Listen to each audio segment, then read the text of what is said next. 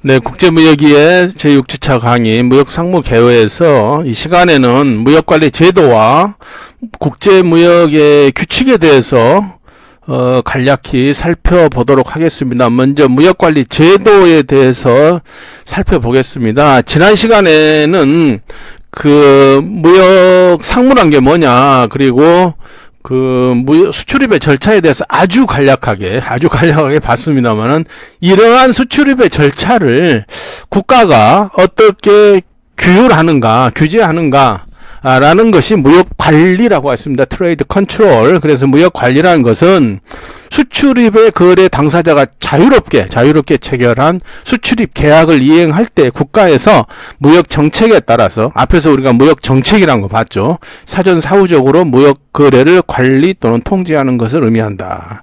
대부분의 나라들이 대외적으로는 자유무역을 표방하면서도 자국의 무역 정책을 효과적으로 추진하기 위하여 각종 무역 관련 국내법 체계를 유지하고 있으므로 상대국의 무역 관련 제반 벽규에 대해서 파악을 해야 된다.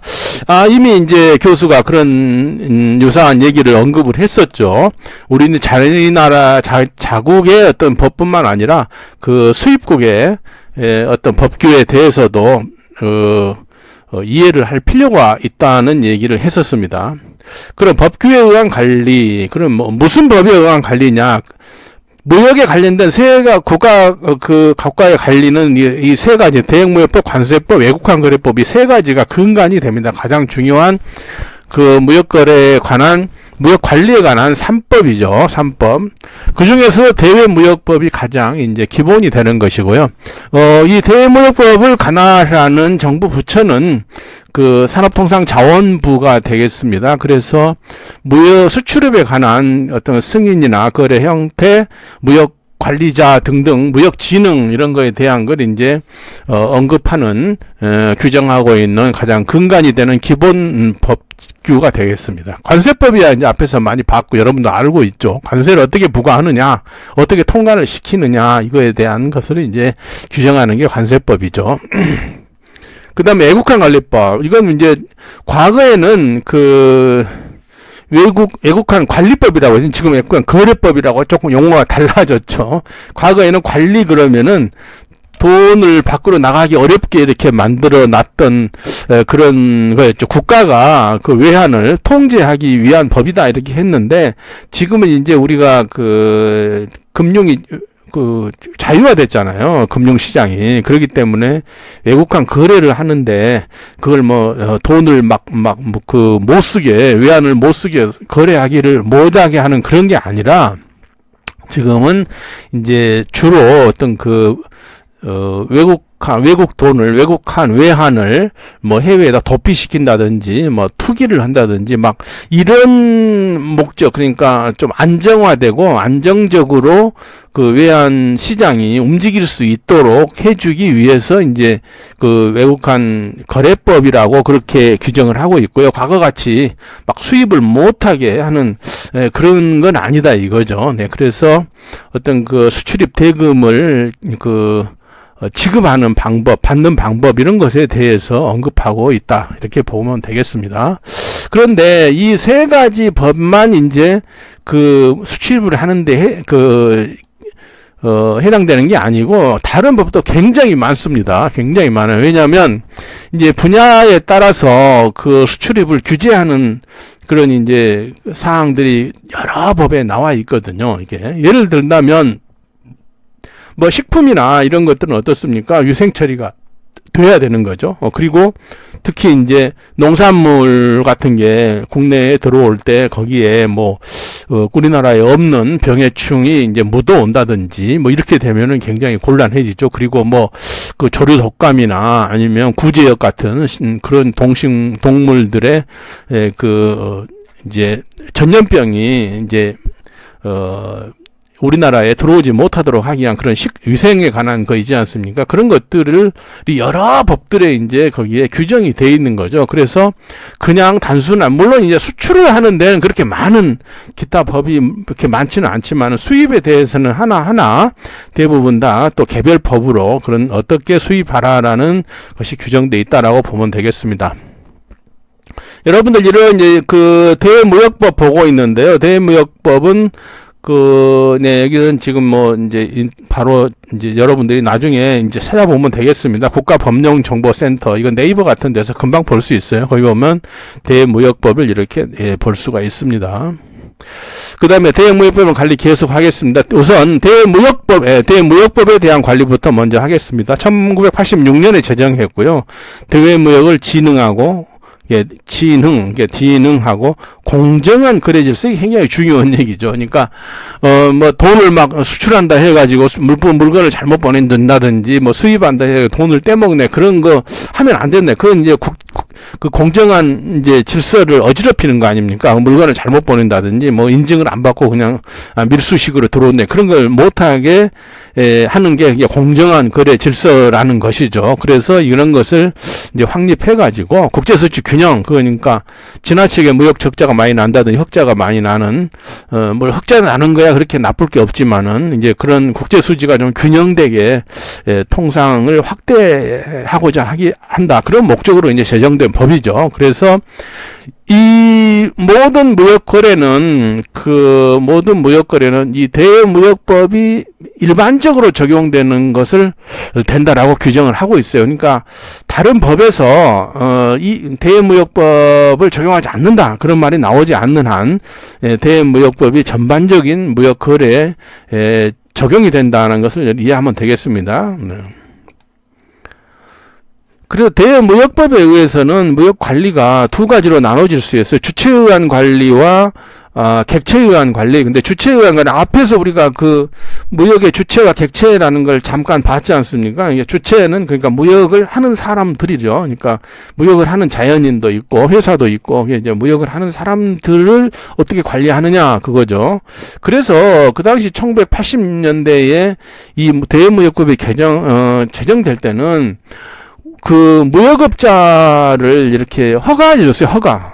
그러니까 그 무역협회에다가 이렇게 그 허가 신청을 내면은 거기서 그래 언제 그 귀하는 무역을 할 수 있다, 그러면서 허가 번호를 내줬단 말이에요. 그래가지고 뭐 을류, 갑류 막 이렇게 나눠서 무역업을 구분도 하고, 뭐 무역 대리점도 이렇게 뭐 갑류, 음류 이런 식으로 이제 구분해서 그 무역업 허가를 내줬었죠. 그런데 그게 이제 얼마 있다가 그 등록제, 그러니까 아마 WTO 같은 이제 국제무역기구 자유화 이제 이런 바람이 불면서 우리도 이제 등록제, 허가제에서 등록제로 바뀌었고, 그리고 이제 신고제, 그러니까 신고만 하면 되는, 등록은 등록을 해야 되는, 등록을 받아줘야 되잖아요. 근데 신고는 그냥 신고만 하면 뭐 되는 건데, 아예 2000년부터는 자유화, 그러니까 뭐 아무나 할 수 있다, 이렇게 됐다 이거죠. 앞에서도 얘기했듯이 무역업 고유 번호를 인터넷상에서 그냥 이렇게 쳐넣기만 하면 돼요. 그러니까 우리가 사업자 등록증 뭐 내듯이 똑같은 거죠. 그래서 원하는 사람은 누구나 이제 무역을 하게 됐다. 근데 실제로 우리가 어떻습니까? 실제로 전자상거래 같은 걸 하면 뭐 지금 무역업 허가하고 아무 상관없이 그냥 우리가 물건을 수입하고 수출할 수가 있잖아요. 네. 뭐 그런 어떤 이제 큰 어떤 변화, 세계적인 전 세계적인 그 이제 통상 환경의 무역 환경의 변화의 추세에 따른 것이고, 우리가 이제 OECD 회원국으로서 이제 자유무역이라는 그런 이제 대원칙에 따른 것이다라고 보겠습니다. 그래서 무역업자라고 이제 무역업 이렇게 하지 않고 지금은 무역 거래자라고 그렇게 용어도 이제 바뀌어졌는데, 제 10조 대무역법 10조 하나만 보죠. 이게 하나만 예로 보겠습니다. 거기 보면 수출입의 원칙이라는 게 있어요. 원칙.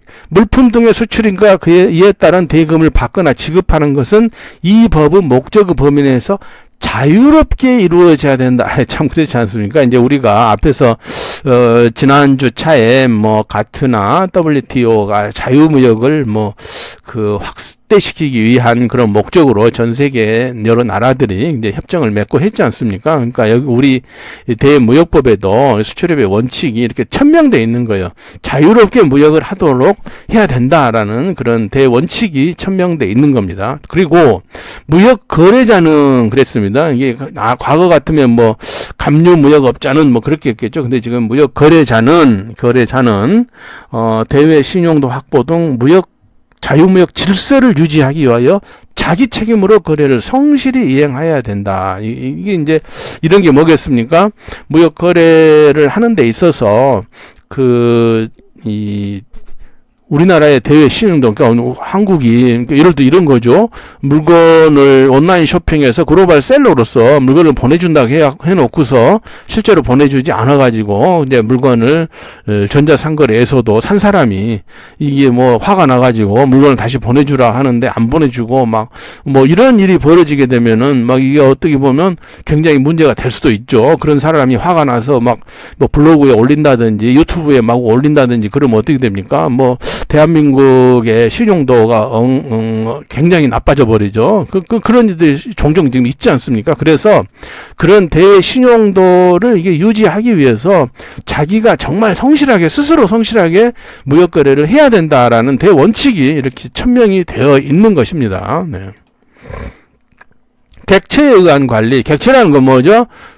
무역에 관한 그 물품을 얘기하는 거예요. 물품을. 예. 그래서 이 객체의 대무역법에서는 사람에 대해서는 그렇게 일일이 관리를 하기 어렵지만은 결국은 그 무역의 대상 물품에 대해서 관리하는 것이 거의 대부분이죠. 그래서 관리를 어떻게 합니까? 그게 바로 수출입 공고라는 게 있어요. 수출입 공고와 통합 공고. 공고가 뭐냐면 어떤 물품을 수출하고 수입하는 데 있어서 어떻게 해야 되고 사전에 어떤 인허가를 받아야 되고 어떻게 해야 되고 어떤 그 요건들이 충족돼야만이 통과를 시켜주겠다라는 것이 그런 공고로 이제 나타나는 거예요. 그러니까 워낙 저기가 많으니까 한꺼번에 이제 통합 공고라 해서 여러 부처에 해당되는 정부 부처에 해당되는 것들 여러 다양한 그런 상품에 대한 것들을 물품에 대한 그런 수출입을 이제 관리하는 규정을 만들어야 되니까 굉장히 복잡하기도 하고 그렇죠. 그래서 우선 이제 수출입 공고라는 걸 보면은 수출입 승인 대상이 되는 물품에 대한 승인 절차와 방법, 제한의 내용 등 개별적인 품목에 대한 수출입 계획으로 우리나라 수출입 물품의 품목 관리를 위한 기본 공고 체제를 말한다 그랬습니다. 그러니까는 여기서 이제 네거티브 시스템과 포지티브 시스템 두 가지가 나와요. 그래서 수출입을 이제 우리가 규제하는데 과거 같으면 어떻겠습니까? 요것만 수입을 해라 이렇게 했다 이거죠. 요런 품목들은 이제 이러이러한 절차에 의해서 수입해라. 그럼 나머지는 어떡합니까? 그 나머지는 수입 안 되는 거예요. 이게 포지티브 시스템이라는 그거죠. 그런데 요즘 그렇게 할 수가 없죠. 네거티브 시스템으로 해가지고 이것은 수출입하는데 이러이러한 규제가 있고 이러이러한 것은 수출입하면 안 된다. 요걸 표시해 놓은 게 네거티브 리스트 시스템입니다. 우리는 이제 주로 네거티브 리스트 시스템을 지금 적용하고 있다, 도입하고 있다라고 그렇게 이해하면 되겠죠. 객체에 의한 관리 계속하겠습니다. 수출입 별도 공고. 그러니까 통합 공고가 있고 별도 공고가 있는 거예요. 통합 공고라는 것은 여러 법들, 57개 법령이 더 많은지도 모르겠습니다. 여러 개 법에서 이러하게 이런 것을 수입하려면 이렇게 해야 된다 하는 것을 한꺼번에 모아가지고 이렇게 공고를 한다는 이거. 그게 통합 공고고요. 그 외에 지금 따로 어떤 규정을 이제 만들어서 할 때는 이제 수출입 별도 공고다. 그렇게 얘기를 하고 있습니다. 수출입의 제한 그랬는데 제한. 우리나라는 WTO 세계무역기구 회원국이고 OECD 회원국으로서 자유무역을 우리가 이제 대원칙으로 앞에 나왔잖아요. 자유롭게 해야 된다. 자유무역을 우리는 천명하고 그리고 이제 여러 나라와 우리가 자유무역 협정을 체결하고 있잖아요. 그러니까 우리는 보호무역을 원칙적으로 하지 않는다라는 게 대원칙이 되어 있는 겁니다. 그런데 그럼에도 불구하고 수출입이 제한되는 것이 있다 이거죠. 그러니까 그게 뭐냐면 생물자원 보호 이게 뭐죠? 당장에 그 코끼리 상아를 뭐 수출입을 못하게 한다든지 희귀동물 그런 걸 이제 그런 수출입하면 안 된다. 우리나라도 그래서 천연기념물 그런 걸 뭐 밖으로 그렇게 함부로 수출할 수가 없죠. 반출할 수가 없죠. 그런 이제 것에 의해서 그 이제 수출입을 제한하는 그런 것들이 지금 있다는 겁니다. 그래서 이렇게 제한되는 품목은 반드시 사전에 수출입 승인을 받아야 되죠. 그러니까 예를 들어서 뭐 우리나라 천연기념물이 어디 있습니까? 딱따구리 뭐 이런 걸 이제 뭐 만약 수출을 하겠다라고 한다면 특별히 수출해야 될 경우도 있겠죠. 왜냐하면 뭐 어느 나라 우리가 뭐 그건 이제 그런 천연기념물은 이제 수출을 하면 안 되지만 어느 나라와 어떤 외교 관계를 원활하게 하기 위해서 우리나라 뭐 천연기념물을 새 한 쌍을 보내기로 했다. 이럴 경우에는 이제 특별히 이제 승인을 하는 것이죠. 그 외에는 일반적으로 우리가 아무나 뭘 하려고 그러면 하지 못하게 그렇게 돼 있다는 겁니다. 수출입 승인 안 해주겠죠. 그런 경우에. 그리고 또 이제 위에 국제법규에 의한 의무 이행, 이게 이제 바로 그거죠. 그러니까 뭐 마약류라든지 뭐 신체에 위해를 미치는 그런 거라든지 뭐 국제 테러 조직에 뭐 사용될 수 있는 뭐 그런 거라든지 그런 거에 대해서는 수출입이 이제 함부로 어떻게 수출입을 할 수가 없게 그렇게 규제를 하고 있습니다. 대무역법에 의해서 수출입 승인이라는 게 뭐냐? 이건 뭐냐면은 일반적으로 우리가 전자상거래를 이제 해보면 알아요. 여러분들 대부분의 것들이 뭐 그냥 들어오고 나가는데 별로 지장이 없습니다. 물론 거기서 체크가 돼가지고 다 세관에서 보기는 보지만은 그렇게 뭐 이게 뭐 들어온다 들어오지 마라 뭐 이런 거 없어요. 근데 어떤 특별한 경우에 이거 네거티브 시스템에 의해서 이것은 수입을 제한한다, 또 뭐 수출을 제한한다, 이런 경우에 대해서는 수출입 승인을 받는다 이거죠.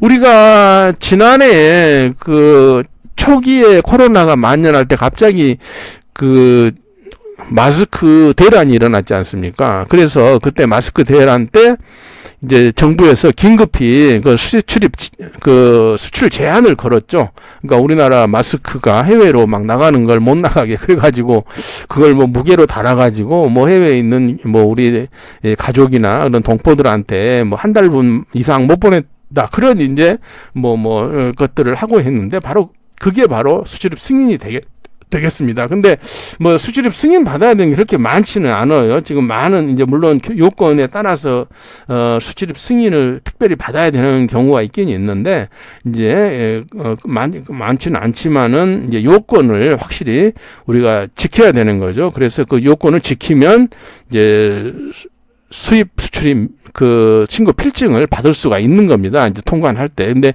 이걸 이제 요건을 안 거치고 하게 되면 통관이 보류될 수가 있겠죠. 추가로 서류 가져와라 이렇게 될 수 있다 그럽니다.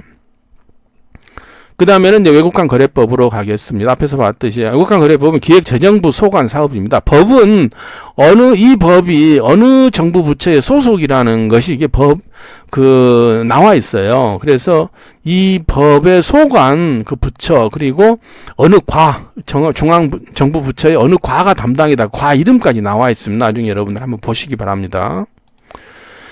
외국환 거래법은 이제 외환의 결제 방법을 관리하기 위한 것이다. 그래서 외국환 거래법상에 국민의 거주자와 외국인인 비거주자 간의 외국환을 영수하거나 지급하는 방법을 정하는 것이다.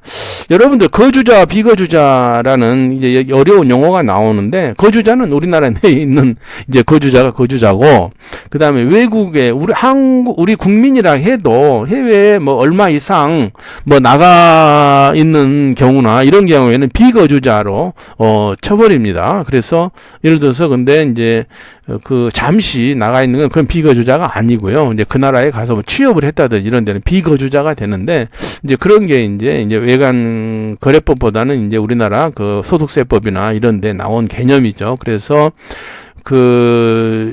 이런 이제 국내외 사람들이 쉽게 말하면 이제 뭐 거주자 비교가 너무 어려우니까 그냥 국내와 국외에 있는 사람들이 외국환을 이게 주거나 받거나 할 때 그런 절차를 규정하는 것이다라는 것이죠. 그런데 이것도 이제 아까 얘기했듯이 과거에는 외국간 관리법이었어요. 관리 컨트롤하는 법이었는데 지금은 거래법으로 이제 바꿔서 대외 거래의 자유 보장을 목적으로 했다 이거죠. 그러니까 그 과거에 무역도 허가로 이렇게 했던 거와 같이 이제 그 외환을 거래할 때 통제를 다 받아가지고 승인을 받아서 해야 된다. 그런데 지금은 이제 그 자유롭게 하도록 그렇게 아주 최소한의 범위 내에서만 관리를 하고 있는 것이죠. 네. 관세법, 네, 관세법은 여러분들이 그 앞으로 계속 이 글로벌 통상학과에서는 2학년, 3학년, 4학년 계속 관세법에 대해서 공부를 하게 되고요. 그리고 이제 대학원 가서도 관세법에 대해서 자세히 이 공부를 하게 될 겁니다. 그런데 여기서는 간단히 이게 뭐라는 것만 이게 간단히 보죠. 관세법은 사실 관세법이 규정하고 있는 내용은 수출품과 수입품을 통관시키는 절차와 그리고 얼마 관세 내라 그거예요. 전부 다. 네. 그거라고 보면 됩니다. 그러니까 통관을 시킬 때 어떻게 하고 무슨 서류를 붙이고 언제까지 뭘 하고 해라 그것은 다 이 관세법에 나와 있고 그다음에 이제 그 서류를 내는 절차 외에 이제 어떤 그 HS 코드 그 물품 코드에 의해서 얼마의 그 수입 관세가 있다. 그러니까 관세를 내라. 이제 그런 것들이 바로 이 관세법에 전부 규정을 하고 있다고 보면 되겠습니다. 그래서 이제 관세를 부과하고 징수하는 거, 그리고 나중에 이제 수출용 원자재를 들여와서 이제 수출이 실제 됐어. 아까 옆에서 얘기했죠. 선적하고 난 뒤에 나중에 그 관세를 도로 환급받는 거 그런 걸 다 여기 관세법에 규정을 하고 있습니다. 이 정도만 관세법에 대해서 얘기하고요. 이거 하나만 여러분들한테 얘기를 할게요. 지금 이사물품 수입 통관 사무 처리에 관한 고시, 관세법 관련 법령이 법, 시행령, 규칙, 고시, 훈령 이렇게 된다고 하지 않습니까? 그러니까 여기 이제 고시에 해당된다는 얘기죠. 그래서 이사 물품 수입 통관 사무 처리에 관한 고시라고 그랬는데 이게 뭐냐면 이 중국에서 온 유학생들이나 아니면 여러분들이 해외에 교환학생을 가든 아니면 몇 년간 유학을 갔다가 다시 돌아올 때 보면 이사 물품이 많이 있을 거 아닙니까? 왜냐면 1년, 2년 아니면 3년 이렇게 살다 보면 거기서 물건을 사서 쓰다가 가지고 오는데 버릴 수도 있겠죠. 학생들이야 그렇게 그걸 가지고 국내로 오는 경우는 별로 없겠지만 그래도 만약에 여러분들이 유학을 가서 몇 년 살다가 아니면 결혼을 해서 그 가족이 이제 해외에서 몇 년간 살다 보면 이것저것 굉장히 많죠. 많이 사고 하는데 그때 어떻게 이사 물품을 수입 통관하느냐 그것을 하는 게 이 사무 처리에 관한 고시가 되겠습니다. 근데 이 이사 해외에서 우리가 살다가 쓰다가 가지고 온 물건은 원칙적으로 무관세입니다. 관세가 없어요. 아무것도 없이 그냥 들어오게 돼 있습니다. 근데 과거에는 우리나라 텔레비전이나 이런 것들이 시원찮을 때 그때는 한때 소니 텔레비전을 가지고 들어오고 어쩌고 이런 게 많았거든요. 아니면 피아노를 외국산 피아노를 사가지고 한국에 와서 가지고 오면 돈이 남는다 그런 시절이 있는데 지금은 이사 물품에 그런 고가의 외제 물품 가져와 가지고 거기서 돈 남길 사람은 거의 없죠. 지금은 그래서 거의 그런 거 해당이 안 되는데 어쨌든 그런 이제 이사 물품은 원칙적으로 이제 중고품이고 개인의 그런 물품이기 때문에 세금이 없어요. 관세가 없어요. 원칙적으로. 그래서 그거에 대한 이제 그 업무 절차를 이렇게 지금 적어 놨다고 그래서 요거 여러분들 물론 회사에 가서 여러분이 무역 업무에 종사하거나 물류회사 같은 데 근무하면 당연히 이제 관세법 규정을 많이 알겠지만 그런 분야에 종사하지 않더라도 여러분들이 나중에 혹시 유학 갔다 올 때 아니면 해외 회사에 그 명령을 받아서 해외에 나가서 몇 년간 살다가 왔을 때 이삿짐이 많잖아요. 컨테이너 하나 반 컨테이너 할 때 그럴 때 이제 이 수입 통관 처리 사무 처리 고시라는 게 있는데 이걸 보면 어떻게 한다는 게 나와 있더라. 그걸 기억해 주기 바랍니다. 마지막으로 국제무역 규칙을 보겠습니다. 우리 교재에는 같이 나와 있는데 교수가 따로 뺐어요. 근데 특별한 건 없고 이걸 뭐 국제무역 법규를 다 설명하려면 뭐 하루 종일 해도 다 못하죠. 뭐 여러분들 이거 여기 나와 있는 법 하나만 해도 한 학기 동안, 두 학기 동안 배워야 되는 내용이거든요. 아니면 대학원에 가서 뭐 공부를 해야 되는 그런 내용인데 뭐 제목만 읽고 넘어간다고 생각을 하시면 되겠습니다. 국제계약 법규는 매매계약에 관련된 국제규칙이나 협약 및 이에 대한 법 이론을 기초를 제공하는 준거 법규 등을 얘기한다 그랬습니다. 그러니까 전체적인 무역 절차 또 무역 상무에서 가장 중요한 게 무역 계약이라고 했지 않습니까? 무역 계약인데 그거에 관련된 여러 법들을 한번 우선 이제 살펴보는 게 중요하겠죠. 그래서 무역 계약에 관한 법규를 먼저 보면 제일 중요한 게 UN 국제 물품 매매 계약에 관한 협약 그렇습니다. UN 다시 얘기하면 공식 명칭은 국제 물품 거래에 관한 UN 협약. 굉장히 The United States Convention on Contract for the International Sales and Goods. 엄청나게 긴 그런 이름인데 이걸 보통 CISG라고 그래요. 네, Contract for the International Sales and Goods, CISG라고 하거든요. 그래서 여기에 보면은 이 협약에 보면 국제 간의 무역 거래를 어떻게 한다는 게 쭉 나와 있습니다. 그런데 영어가 굉장히 쉬워요. 이건 나중에 보면 알겠지만 어려운 단어 거의 없습니다. 그런데 그 문장 하나하나에 몇 페이지씩의 해설이 달려 있어요. 이제 책을 보면은 여러분들 나중에 뭐 고학년이 되거나 아니 뭐 글로벌 통상학과 여러분들 이제 무역학 전공은 아니니까 혹시 이런 걸 접할 기회가 있을지 모르겠습니다만은 이제 이런 CISG라는 게 가장 기초가 되는 가장 기본이 되는 국제 무역 계약에 있어서 준거 국제적인 그런 규칙이다. 협약이다라고만 이해하면 되겠고요. 우리나라는 2005년부터 이제 우리나라에서는 발효가 됐었습니다. 이 외에 국제적인 무역 거래에 있어서 영국의 물품 매매법이나 미국의 통일상법전이 적용되고 있죠. 근데 왜 영국이나 미국 거 이렇게 합니까? 그건 뭐 앞에서 많이 설명했지 않습니까?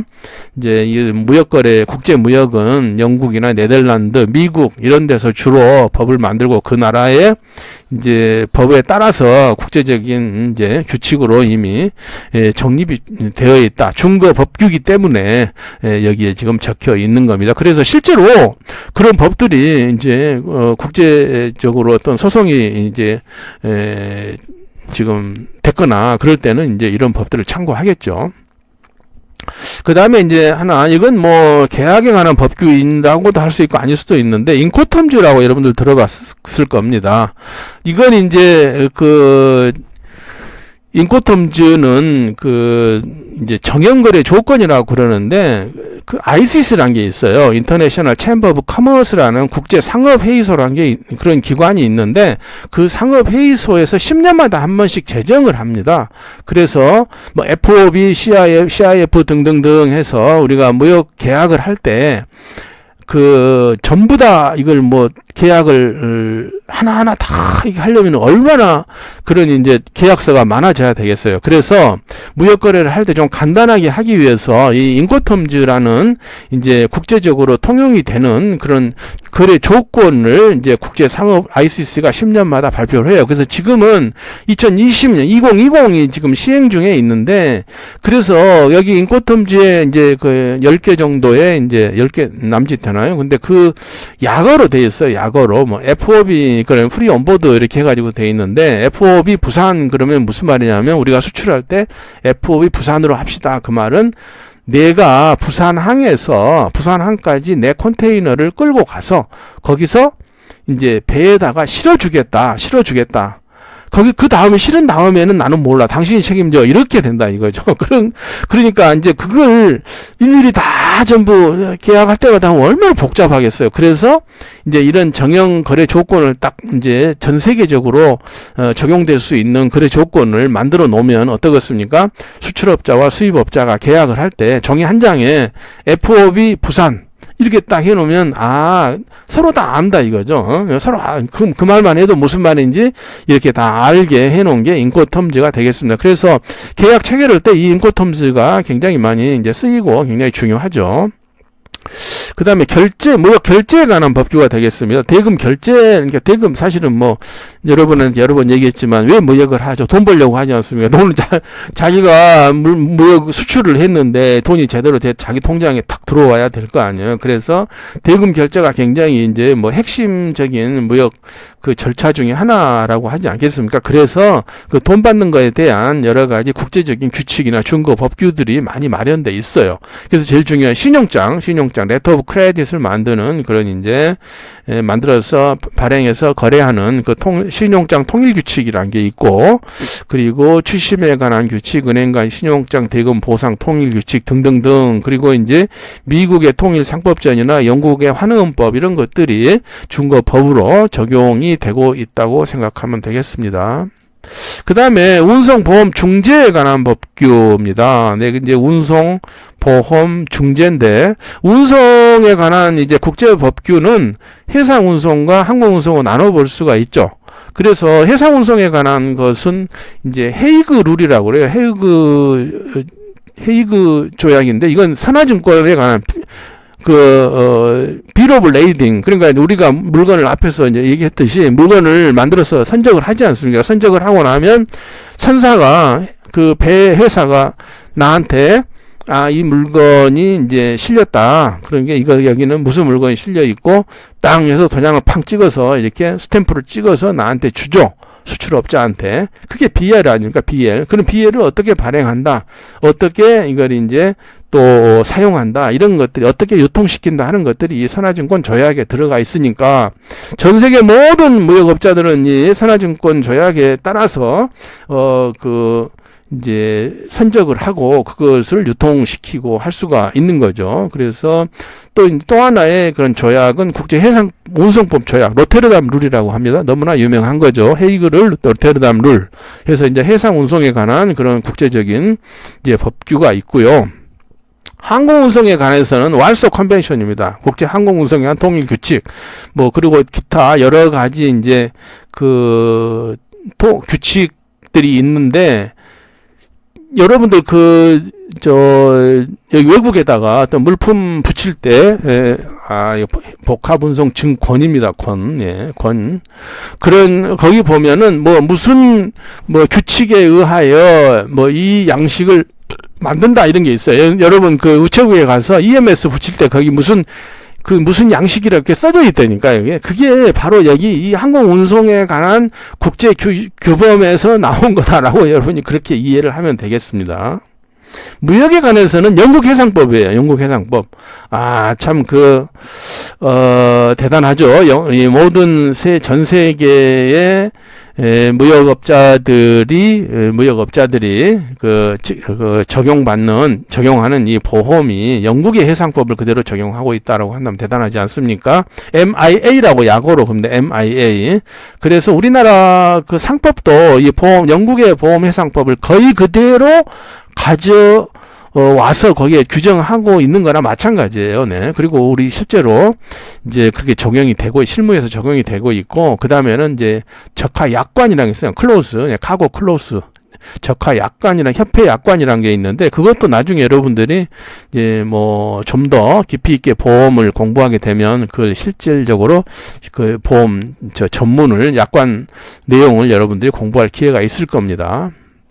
그 다음에 중재입니다. 중재는 뭐죠? 이제 무역이 다 끝나고 돈도 다 받았는데 바이어가 이 물건이 틀렸다든지 뭐가 잘못됐다는 게 분쟁이 발생했을 때, 앞에서도 여러 번 얘기했지만은 분쟁이 발생했는데 그걸 법원에 가지고 가면 얼마나 복잡해요. 우리나라 법원도 아니고 잘못하면 외국 법원에 가서 재판도 해야 되고 그러면 너무나 복잡하죠. 그래서 그러지 말고 이제 그렇게 하면 돈도 많이 들고 하니까 변호사 비용이 몇십만 달러, 몇백만 달러 들어갈 수도 있어요. 그래서 그러지 말고 그냥 적당한 선에서 합의를 해라라는 게 중재가 되겠습니다. 그래서 이 중재를 받게 되면 사실 어떤 법적인 구속력이 있어요. 그러니까 법원에서 판정받은 거나 마찬가지죠. 그러면 어떤 무역 분야에, 국제 무역 분야의 전문가들이 모여가지고 누가 잘했는지 이렇게 다 해가지고 어떻게 해라 결정을 내려주는 게 그게 중재 아비트레이션입니다. 그래서 우리나라에도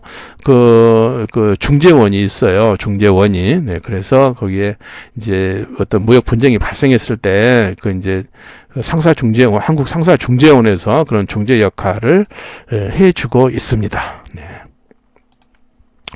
여기까지만 하고요. 다음 주차에는 전자무역과 전자상거래에 대해서 살펴보도록 하겠습니다. 수고 많았습니다.